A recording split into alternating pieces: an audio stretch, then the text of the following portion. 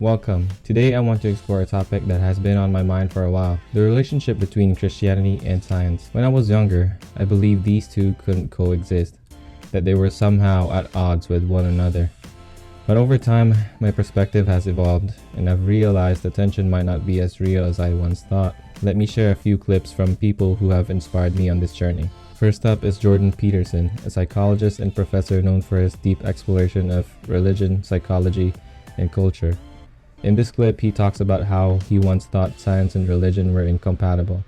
Let's hear what he has to say. I think for a lot of my life, and certainly when I was younger, I really bought the doctrine that there was an unbridgeable gap between the scientific way of looking at the world and the Christian way of looking at the world, let's say. The apparent split between science and religion was a consequence of an incommensurate dichotomy of worldviews, and that the church had been opposed to scientific progress, at least in part because the scientific viewpoint existed in contradiction to Christian doctrine. But then, especially in recent years, in the last 10 years, I've started to understand that that was something like a French Enlightenment/rationalist propaganda campaign, and that the relationship between science and Christianity is much closer than I had imagined. Listening to Jordan B. Peterson, I can't help but relate. Like him, I used to believe that there was a vast divide between science and faith, that you had to pick a side. But over the years, I've come to see that this so-called conflict might be more about cultural narratives than actual contradictions. The idea that they can't coexist is worth rethinking.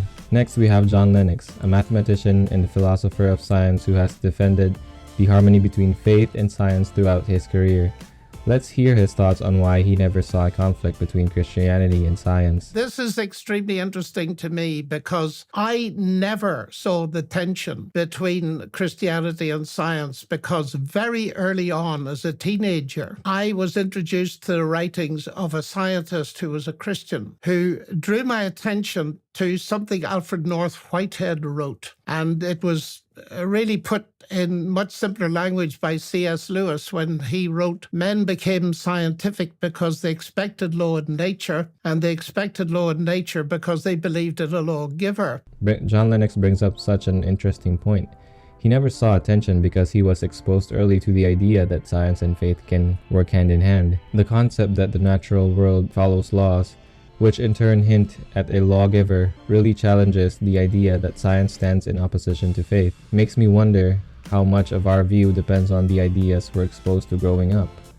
Now let's check out a debate between Richard Dawkins and John Lennox on the origins of complexity. Richard Dawkins is an evolutionary biologist and well-known atheist who often critiques religion, especially in scientific discussions. This debate dives into whether complexity points to a designer or if it can be explained purely by science. Is that if we're trying to explain complexity, we need some kind of an ultimate explanation for the existence of a complex object, an improbable object.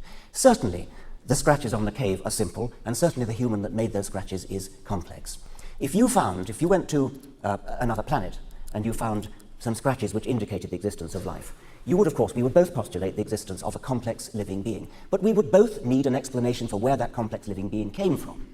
And I put it to you that just to say it was always there, or it just happened, is precisely the kind of non-explanation which creationists accuse evolutionists of erecting. They say, how could an eye come about by sheer chance? Well, of course an eye couldn't come about by sheer chance. It has to come about by a gradual, incremental process from simple beginnings. Exactly the same is true of anything complex.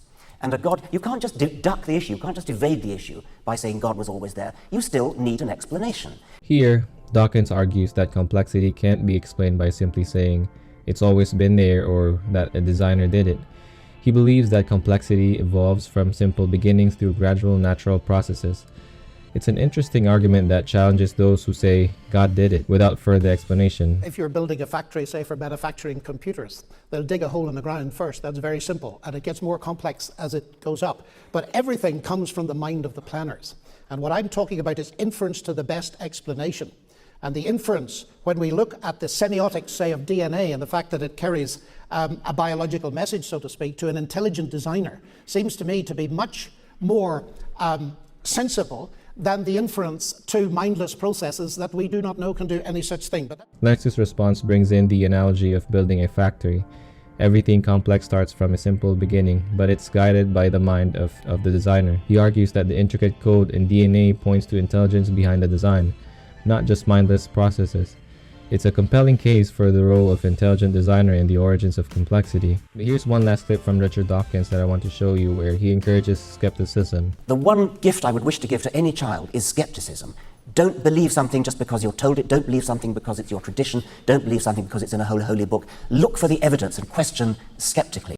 Honestly, I resonate with what Dawkins says here. Being skeptical, questioning things, and searching for evidence is what led me to really dive into my faith and question what I had been taught. That skepticism eventually brought me to believe there is a creator. When I see the complexity of life and the intricate design in nature, it doesn't seem like mere chance.